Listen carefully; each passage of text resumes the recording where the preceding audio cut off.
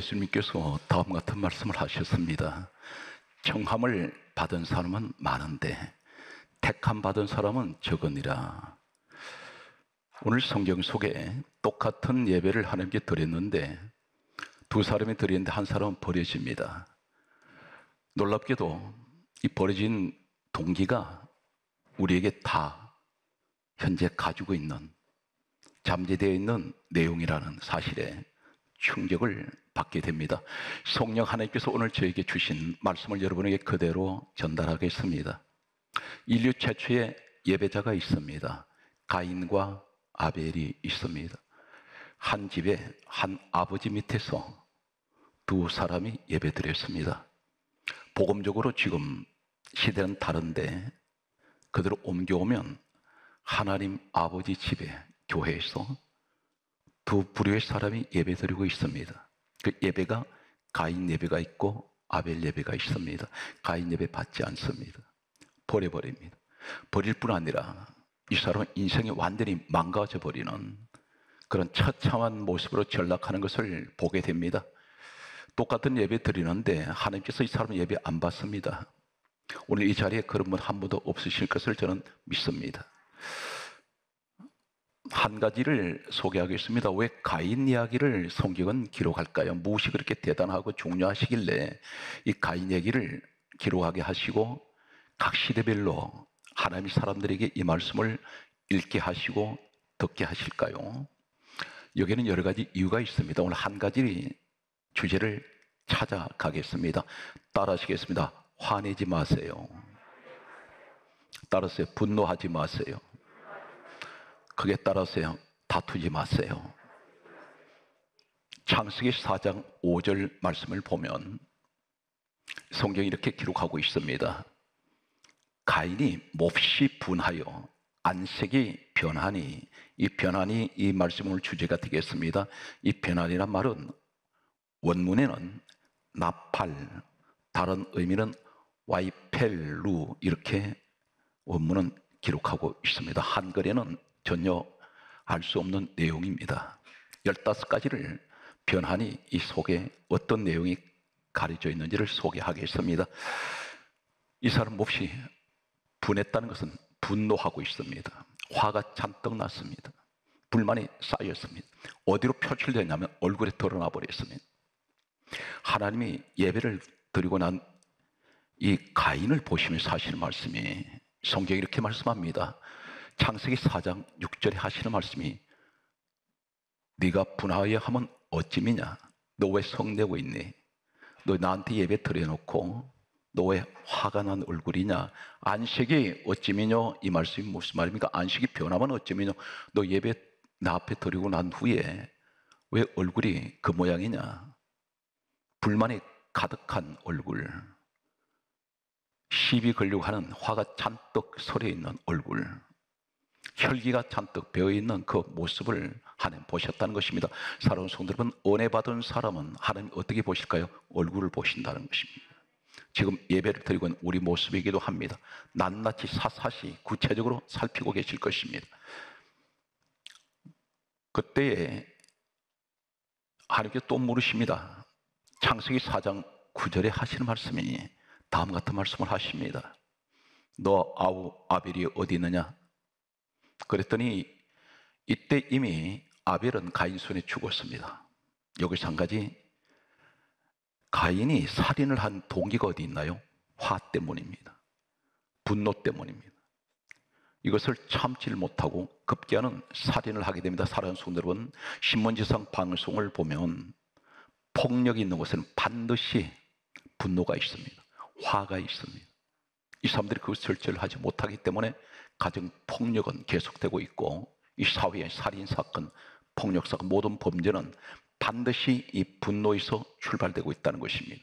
화를 이기지 못하고 있습니다. 하나님께서 이 가인에게 몰라서 물으셨을까요? 아벨 죽인 거 아십니다. 그런데 왜 물으십니까? 자신의 잘못을, 죄를 깨닫게 하시고 뉘우쳐서 회개하기를 원하셨습니다. 그 기회를 주셨습니다. 누구에게나 그 기회는 동일하게 오픈되어 있습니다. 그런데 이 사람은 뭐라고 말합니까?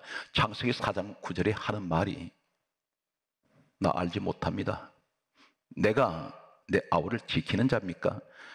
이 어감이 어떤 것이냐면 하나님께 대들고 있습니다. 혈기냅니다. 그리고 거짓말하고 있습니다. 하나님 다 보고 계셨는데, 한마디로 말해서 하나님을 이 사람은 의식하지 않았습니다. 화가 하나님 앞에까지 화를 드러내고 있습니다. 얼굴은 창백하고 살기가 가득하고, 그리고 그 얼굴은 분노와 불만으로 가득 차 있습니다. 하나님께서 여기서 무서운 징계를 내리시는데, 화를 내는 사람, 이 분노를 참지 못하고 폭력을 행사하는 이 사람을 하나님께서 하신 말씀이 창세기 4장 11절에 너는 땅에서 저주를 받을 것이다. 저주가 선포되어 버립니다. 예배 드리다가 저주가 와버렸습니다. 그 시대만 그럴까요? 동일하신 우리 하나님은 똑같이 각 시대에 모든 사람을 보고 계신다는 사실입니다. 그리고 하시는 말씀이 창세기 4장 12절에 뭐라 말씀하십니까? 너는 유리하는 자가 될 것이다. 유리는 방황하는 자, 방랑자, 어느 것 하나 정착은 안 될 것이다. 지금으로 말하면 영적으로 어떤 것입니까? 직장생활, 사업장, 가정, 내 인생, 늘 떠도는 인생이 될 것이라는 것입니다. 이때 이 가인이 너무 무서워서 이렇게 말합니다. 자신이 고백합니다. 창세기 4장 14절에 고백하기를 나를 만나는 사람마다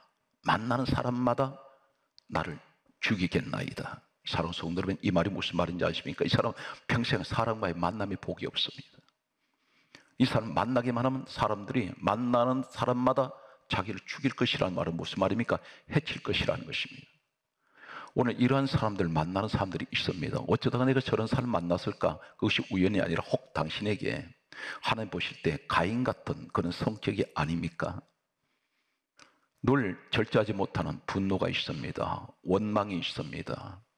그리고 폭력적입니다. 그리고 늘 혈기가 가득합니다. 얼굴에 화가 잔뜩 서려져 있습니다. 하나님 보기 싫어하십니다. 사람이 가장 싫어하는 성격이 이런 성격입니다. 하나님께서 계속해서 다음 같은 말씀을 성경에 기록하고 있습니다. 창세기 4장 16절에 보게 되면 이 사람은 여호와 앞에 떠나버렸습니다. 다시 말해서 하나님 관계가 단절되어 버립니다. 이 사람은 버림받습니다. 그러면서 성경 기록하기를 이 사람은 놋 땅에 거주하였다. 그래서 놋 땅이란 말은 방황이란 말입니다. 유리와 같은 의미를 가지고 있습니다. 방황하는 자, 인생을 떠도는 자, 정처 없는, 목적지 없는, 마치 바다의 파도에 떠다니는 하나의 나무 잎 같은 조각배같이 늘 흔들거리는 인생, 어느 곳 하나 정착을 못하는 인생이 되어버립니다. 그러면서 성경은 강조하기를 창세기 4장 17절에 이 사람은 성을 샀습니다. 왜 성을 샀습니까? 높이 성벽을 샀습니다. 폐쇄적인 생활이 시작됩니다. 사람과 다 단절되어 버립니다. 그리고 공포와 불안과 두려움 때문에 사람들이 오는 것을 무서워했습니다. 오늘 여기에서 창세기 4장 5절에 하시는 말씀대로 몹시 분하여 할 때에 안색이 변하니, 이 변하니 이 말씀의 15가지를 소개합니다. 내가 혈기로 분노, 원망, 그리고 화가 잔뜩 배어있는 이 얼굴을 하고 있을 때 하나님 보실 땐 변하니 이 말은 나팔, 다른 또 하나의 말은 와이펠루, 이 의미를 15가지를 소개합니다. 시간 관계상 제가 좀 더 구체적으로 말씀을 못 드리고 그 성경에 똑같은 말씀이 어디에 옮겨와 있을까요? 출애굽기 15장 16절에 보면 놀람과 두려움이 임할 것이다. 임함에 이 말이 바로 이 가인의 얼굴이 안식이 변하니 나팔 와이펠로 똑같은 말씀이 임한다. 이 말씀이 똑같은 말씀이 주어져 있습니다. 무엇이 임합니까? 너에게는 놀라운 일이, 두려운 일이 닥칠 것이다. 늘 분노를 가지고 있는 사람에게는 항상 이런 위험이 있습니다.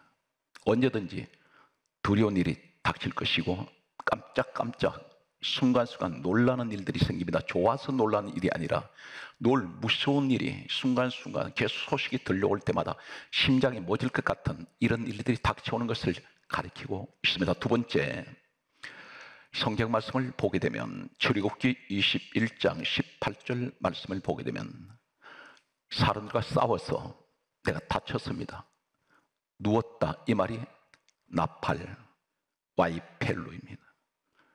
분노로 얼굴이 안색이 변해 있을 때 화가 잔뜩 서려 있는 그 얼굴은 변하다, 이 말은 너는 반드시 사람과의 다툼에서 너는 누울 것이다. 누웠다, 이 말이 동일한 안식의 변환이 이 의미를 가지고 있습니다. 무슨 말입니까? 늘 폭력적인 사람, 늘 분노가 있고 화가 잔뜩 서려 있는 이 사람은 반드시 어느 곳에 가든지 부딪힙니다. 그러다 보면 싸우게 되고 이런 사람들은 다치게 되며 누울 것을, 그러한 의미를 가지고 있습니다. 세 번째, 성경 말씀을 보게 되면 출애굽기 21장 33절에 보게 되면 너는 구덩이에 빠지다, 빠질 것을 말합니다. 빠지다, 이 말이 바로 가인이 안식이 변하니 나팔 와이펠로 똑같은 말씀이, 원문은 여기에 빠지다, 이 말씀이 똑같은 말씀을 가지고 있습니다. 동일한 이야기입니다. 무엇을 빠집니까? 웅덩이에, 구덩이에 빠져버린 사람들, 그 늪 속에 빠지면 헤어날 길이 없습니다. 전부가 불행한 단어를 사용하고 있습니다. 네 번째가 레위기 26장 7절에 보게 되면 엎드러지다, 엎어진다는 것입니다.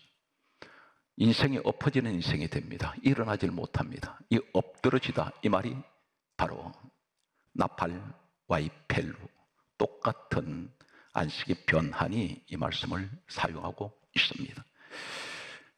가정에 요사이 재택근무가 길어지다 보니까 가족들이 같이 있는 시간들이 점점 많아집니다.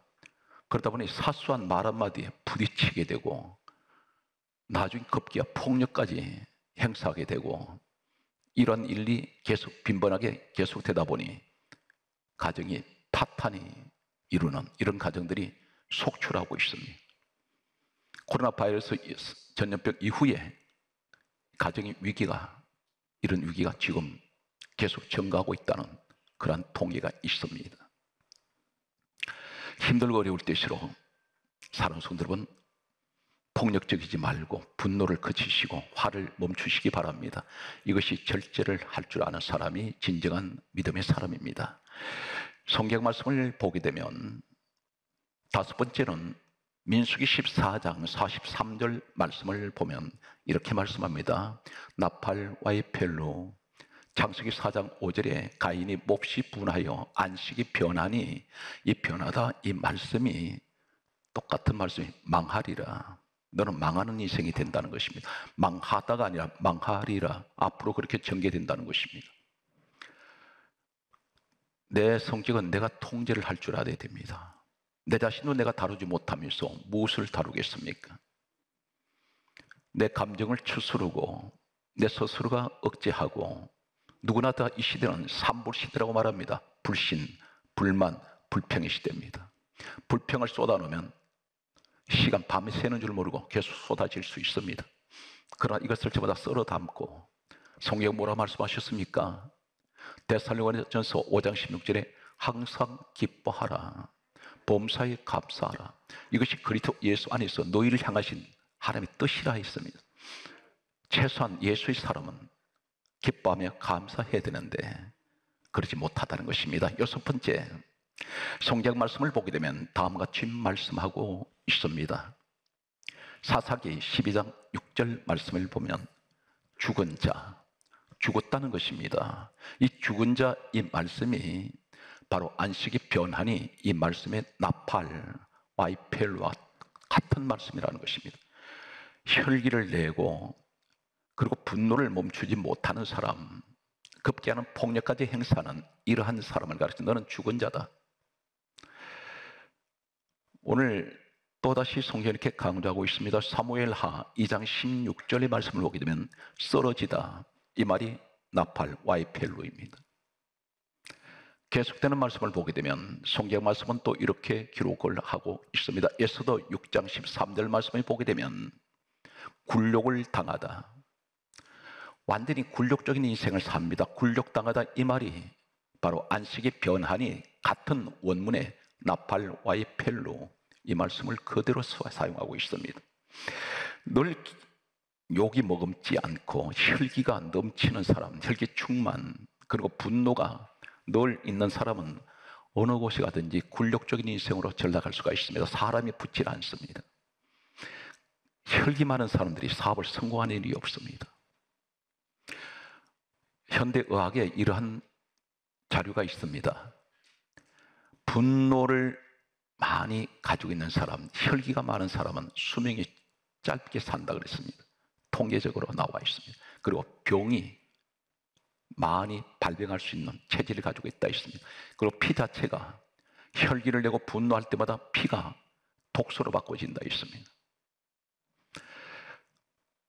오늘 성경 말씀은 계속해서 우리에게 다음과 같은 말씀을 하고 있습니다. 시편 27편 2절 말씀에 보면 실족하여 넘어졌도다. 넘어졌도다 이 말씀이 나팔와의 펠로입니다. 실족했다는 말은 누가 잘못해서 나한테 피해를 준 것이 아니라 스스로가 실족해버립니다. 넘어지든지 엎어져 버립니다. 그리고 실족하여 넘어졌도다.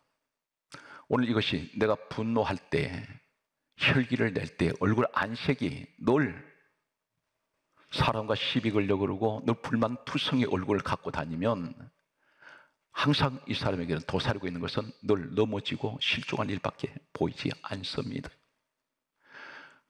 실족하여 넘어지는 이 사람은 또 어떤 일이 주어질까요? 무너졌도다 이 말씀이 있습니다. 무너지다라는 말씀이 바로 나팔와의 펠로입니다. 오늘 성경 말씀을 계속해서 찾아가 보면 다음과 같은 말씀을 또 우리에게 주고 있습니다. 잠언 11장 28절 말씀 보면 따라 하시겠습니까? 패망하다. 이 말이 무슨 말이냐? 패가 망신당한다는 것입니다. 늘 싸움질하고 다투기 좋아하고 분노를 그치지 않고 화를 내는 이러한 사람이 있는 곳은 항상 패가 망신할 일이 닥칩니다. 주변으로부터 계속해서 손가락질 당하고 비아냥 당하고 무시당합니다. 지옥 같은 세상의 생활이 될 수가 있습니다. 성경 말씀은 계속해서 보게 되면 이 나팔와의 펠로가 어느 곳에 또 있을까요? 에스겔 31장 12절에 보게 되면 다음과 같이 말씀하고 있습니다. 골짜기에서 떨어지다, 낭떠러져 떨어지는 인생이라는 것입니다. 내가 절벽 앞에 서 있다고 생각하십시오. 내가 분노하고 화를 내고 그것을 내가 삭히지 못하고 얼굴에 잔뜩 배어 있을 때 당신은 낭떠러져 떨어지는 인생이 될 수 있다는 것입니다. 하나님께서 이 가인을 버려버립니다. 버릴 뿐 아니라 저주를 해버리시고 유리하는 자가 되게 하시고 이 가인 입에서 고백한 대로 사람들이 나를 만나는 자마다 나를 죽일 것입니다. 이 사람은 평생에 사람의 축복이 없습니다. 당연히 그 가족들에게도 마찬가지일 것입니다. 성경 말씀을 보게 되면 이 사람은 어떻게 됩니까?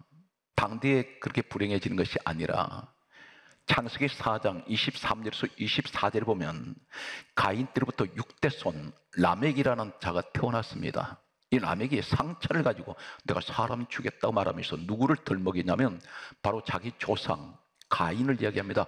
가인에게는 죄벌이 7배면 라멕에게는 77배로다. 이것이 죄의 유전이 계속 흐르고 있습니다. 대단히 자손들에게 좋지 않은 것을 남긴 이 가인의 모습을 성경은 계속해서 기록을 하고 있습니다. 예레미야 50장 32절 말씀을 보게 되면 걸려 넘어지다. 이 말이 바로 안색이 변하니 이 말씀에서 같은 나팔와의 펠로를 사용하고 있습니다. 두 군데를 더 소개한다면 하나님께서 우리에게 다음과 같은 말씀합니다. 시편 37편 8절 말씀에 분을 거치고 노를 버려라. 불평하지 말라 그렇게 말씀합니다. 명령을 하십니다. 분을 거치고 노를 버려라. 그리고 불평하지 말라. 그러면서 하시는 말씀이 오히려 이 분노가 됩니다. 합하면 분노를 불평하지 말고 불평하지 마라. 반드시 분노하는 것은 불평이 따르게 되어 있습니다. 이럴 때에 뭐라고 말씀합니까? 오히려 악만 만들 뿐이니라. 이 악이라는 말이 무슨 말이냐면 원어에는 라아, 이 라란 말이 어디 있는가 보았더니 성경 말씀은 열왕기상 17장 20절에 재앙을 내리다 이 말씀이 따르고 있습니다. 재앙이 옵니다. 내가 원하지 않는 재앙을 내가 불러들이고 있다는 것입니다. 뭘 하면? 분노할 때에. 성경 말씀은 이 같은 라가 시편 37편 8절에 분을 거치고 노를 버려라, 불평하지 말라, 오히려 악을 만들 뿐이라. 악을 만들어내는 일이 어떤 일일까요? 재앙을 내가 불러들이게 되고, 또 한 가지는 미가서 4장 6절에 이렇게 말씀합니다. 환난을 당하다. 내가 재앙을 부르고 환난을 불러들인다는 것입니다. 이것을 악을 만들어낸다는 것입니다. 누가 만듭니까? 분노하는 사람이 만든다는 것입니다. 오늘 성경 말씀은 그러므로 우리에게 무엇을 말씀합니까? 가장 무서운 이 분노를 했을 때 무슨 죄가 무슨 죄냐면 교회 안에서 다투는 죄입니다. 큰 소리를 지릅니다. 삿대질을 합니다. 이 집이 어떤 집입니까? 성경은 교회는 에베소서 1장 23절에 주님 몸이라 했습니다. 하나님 집입니다. 그런데 하나님 앞에서 하나님 계신 곳에서 소리 지르면서 삿대질하고 싸웁니다. 왜 그렇습니까? 자기 기준을 맞췄을 때에 마음이 들지 않는다는 것입니다. 교회가 하는 일이. 교회는 교회에 정한 룰이 있을 것이고 하나님께서 이렇게 말씀합니다. 내 생각, 너 생각 다르다. 근데 우린 전부가 내 개인 중심으로 교회를 보게 됩니다. 왜 이렇게 안 해? 내 기준에 맞출 때가 있습니다. 내 생각이 안 든다는 것입니다.